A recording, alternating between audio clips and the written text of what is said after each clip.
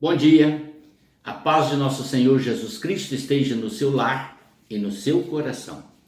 Queridos, vamos falar hoje sobre a igreja, mas em seu estado de ressurreição. É interessante observarmos que, por termos como tradição o paganismo, ou seja, os gentios vêm de uma nação que não se sujeitou às leis de Deus conforme os ensinamentos do Antigo Testamento. Então formou-se muitas crenças dentro desse mesmo conceito. Hoje nós temos no nosso país, Brasil, de norte a sul, leste a oeste, as pessoas afirmam serem cristãs, ou seja, estão dentro do contexto do cristianismo. Porém, as doutrinas se divergem de muitas maneiras, criando uma polêmica tremenda. E há pessoas que defendem princípios do paganismo como se fossem ações dadas por Cristo, ou instruções dadas por Cristo. Em relação à própria morte, o Senhor Jesus foi muito específico quando, certa vez, um homem chegou próximo dele e disse: Senhor, eu quero te seguir, mas deixa eu enterrar o meu morto, aquele que está doente, prestes a morrer. O Senhor Jesus disse assim: deixa os mortos enterrar os seus mortos, vem tu e segue. Ele não estava mandando pessoas que estavam mortas, enterradas, ressuscitar e enterrar os que estavam morrendo. Ele estava dizendo: aqueles que não me servem, que não me seguem, cujos olhos estão vendados, cujos ouvidos estão tapados, que não pretendem me seguir e me servir, a estes que seja dada a tarefa de enterrar os seus mortos, porque também estão mortos espiritualmente. Mas você que está desejando viver e precisa realmente dessa vida, então deixa essa tarefa para eles e vem que eu te darei a vida. É essa a instrução que Jesus está passando, mostrando que a vida eterna é mais importante do que o cuidado que muitas vezes nós delegamos aos mortos. Cuidamos tanto dos mortos, esquecemos de cuidar dos vivos, que ainda podem ser salvos e viver a vida eterna. Está entendendo? Porque o propósito do Senhor Jesus não é nos tirar do mundo em estado de pecado, mas nos tirar do mundo pós revertermos esse quadro, indo à cruz e recebendo como Senhor e Salvador para a purificação de nossos pecados. Então, no livro de Coríntios, Paulo então vai dar um esclarecimento sobre isso de uma forma mais precisa. Vamos lá então ao texto? Olhe bem. Mas, de fato, Cristo ressuscitou dentre os mortos, sendo ele as primícias dos que dormem. Então esse texto está mostrando por que Jesus veio ao mundo. Ele veio para morrer, vencer a morte e ser o primeiro a ressuscitar. Isso que é vencer a morte. Vencer a morte não é você dizer assim: eu venci a morte e morreu, não. Você tem que morrer e ressuscitar. Isso é vencer a morte.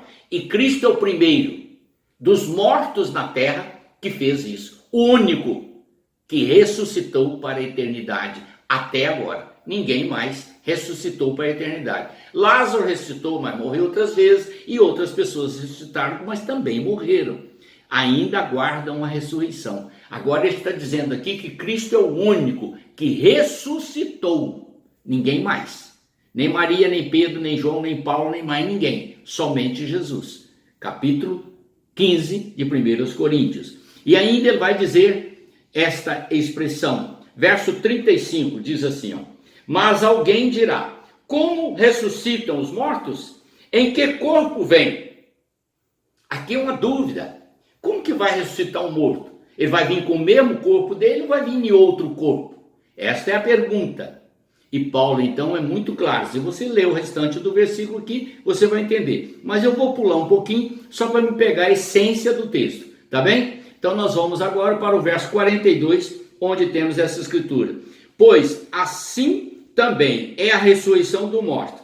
Semeia-se o corpo na corrupção, ou seja, leva o corpo para a terra, planta ele na corrupção, com os pecados que estão inseridos nele, que ele praticou, que ele viveu, nessas dificuldades todas. Estou falando aqui do corpo físico, querido. Estou falando da alma e do espírito, não. Estou falando do corpo físico. Então é isso que eu estou dizendo. O corpo foi corrompido com o pecado e leva ele e põe na terra.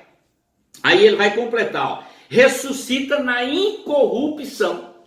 Tá vendo? Então aquilo que era destruído, olha, aquilo que era possível de ser destruído, e o pó volte à terra como Deus deu. Então foi para a terra e virou pó. Semeia-se em desonra, ou seja, o corpo que foi enterrado trazia nas suas fraquezas e limitações a marca do pecado, e ressuscita na glória incorrupta de Cristo. Teremos um corpo semelhante ao corpo de Cristo, e não um corpo conforme tínhamos aqui na terra. É um mistério, querido, mas mistério para ser revelado por Deus e não pelo homem. E aí ele diz no verso 44, presta atenção: semeia-se corpo natural e ressuscita corpo espiritual.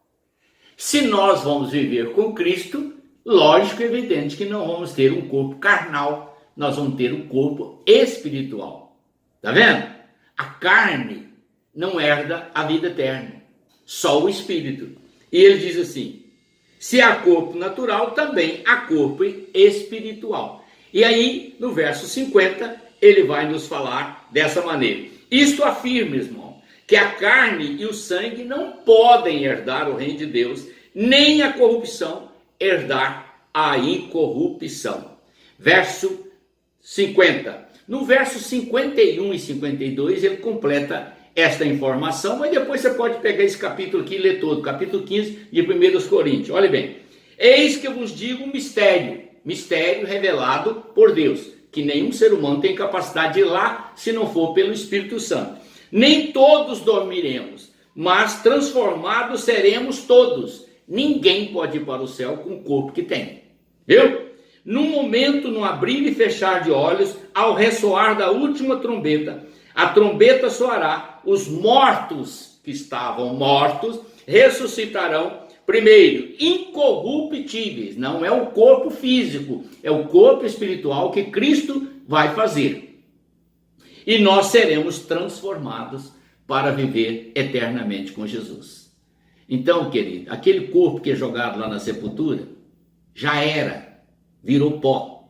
Aquilo não significa que é uma pessoa. Tem muita gente que vai no cemitério pensando que está ali com a pessoa. Não tem ninguém ali. Tem ninguém ali. Só uma matéria que foi destruída. O espírito está com Deus. Daqueles que são do Senhor. Os que não estão com o Senhor estão no Hades, aguardando o juízo eterno. Viu? Deus te abençoe e te ilumine. O texto sagrado é para o seu esclarecimento e para a sua edificação. Crê aquele que é sábio. Rejeita aquele que é tolo. Espero que você seja sábio. Oremos. Senhor, em nome do Senhor Jesus Cristo, instrui o teu povo, Pai, pela tua palavra. Instrui também aquele que necessita de salvação, para que encontre em Cristo o refrigério para a sua alma. É a bênção que eu te peço em nome do Senhor Jesus. Amém.